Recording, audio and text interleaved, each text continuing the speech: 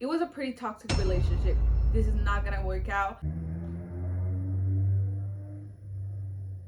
Hi everybody, my name is Bria Costa and welcome to my channel. You might know me already from TikTok, and if you don't know me yet, I hope we get to know each other better now in this new experience and this new platform, because yes, I'm new to this. As you can see in the title, this is my very first video, not ever, but like in this channel, and I don't know, I'm so excited and looking forward to it. So for today's video, it might be something kind of random for some of you guys that don't even know what's going on, but today we're gonna talk about the baby daddy of my baby girl. We're gonna get into it, how we met, and everything we went through, and how we end up here with our baby girl coming on the way. So his name is Jorge. He's currently 24 years old, but everything takes place in 2015. Around May 2015, I was in my hometown, which is Mexico, Ensenada, Baja California. Since we hadn't met yet, I just knew him like from sight, because he was like known in all the community, like in all the city. He was known because he was a rapper, like locally known. And actually a bunch of my friends were actually fans of him. I don't know how to call it, because I wasn't a fan. I didn't listen to his music. I just know like that he did his thing. So one time he had moved from Ensenada to Tijuana, which is like 2 hours away from Ensenada. So I used to post stuff like, oh, who's in Tijuana, can link, because I was in a competition in Tijuana and I was just trying to do something afterwards. So I was 14 at the moment, so it wasn't like I had the permission just to, mom, I'm gonna go with this guy afterwards. Like after my competition, I had something to do. No, it wasn't even my city, so I was just coming for the competition and then I'll be back in Ensenada. It was just as fast like that. But I was just trying to be cool, And that's when we started talking. It was kind of fun, because I knew him because of my friends. They were such a fangirls for him. He would be like, oh, do you listen to my music and stuff? And I'd be like, no.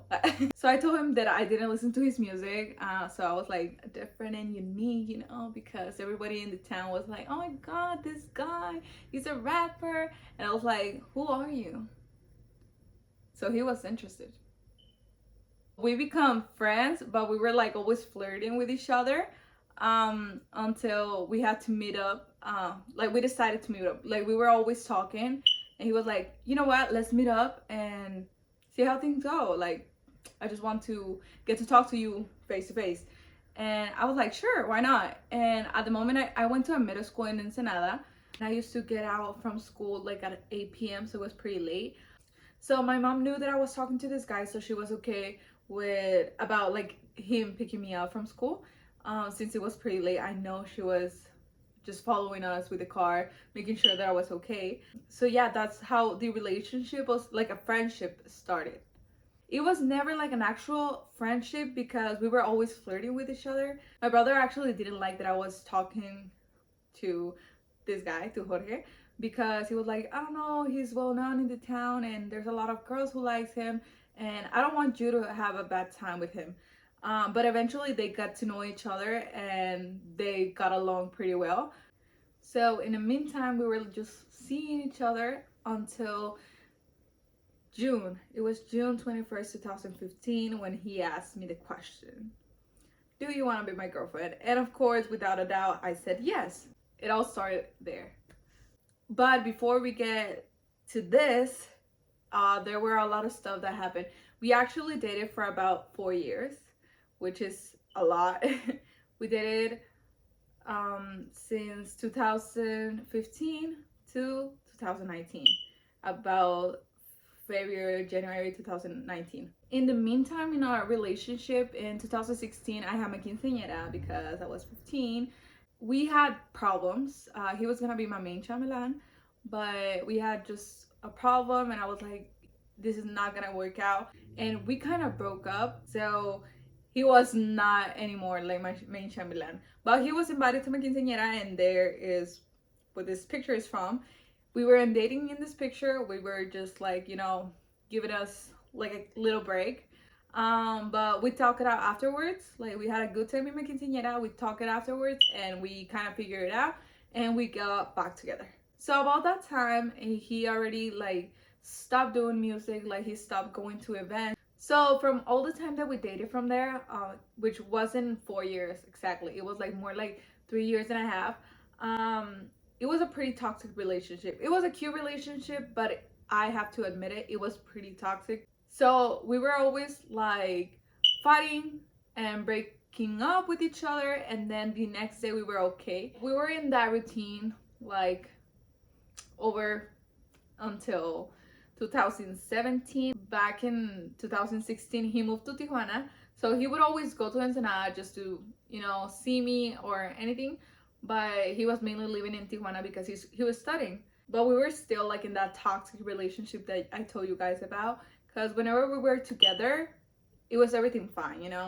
But whenever he was like far away in Tijuana, we would always fight or argue about anything. It was just so toxic. So in December 2016, we moved to Minnesota, but we didn't like it there, so we end up here in Vegas.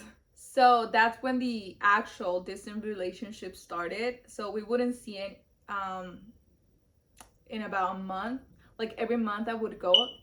It's still pretty often, but for us it was like, since we were so used to seeing each other regularly, like that was way too much time for us to see us. So it just didn't work out. We tried to make it work. So that's when we were off and on the relationship. We were actually having a good time as a friends. And everything was good up until August 2020. We had this same friend group, so we planned on going camping to the beach because it was summer, it was sunny, and it was hot. So we were like, why not? Let's go to the beach. He was also invited, so we went to the beach. We were having a good time as friends. Like we literally never um, had like this moments of like romantic kind of, or like a couple kind of moments. Like we were just friends and we were going with other friends, and it was everything so nice, so chill, and it was a good time that we had. So actually that day we were supposed to stay the night, but one of our friends got a call and could no longer stay. So the other friends were like, oh, it's not gonna be the same because we're not all together. And we were like, okay, let's leave now. It was actually at midnight, and then just plan another camping and where we could stay the night, because we were all day in the beach, so it wasn't like, oh my god, and it wasn't that far from home. So we were packing our stuff, and since this is quarantine, like it was already the pandemic going on, we were in a private beach. Like we were the only ones in all the beach, but we had to walk a lot to get like to the cars because it was actually like downhill. I don't know how to explain it, but we had to walk a lot.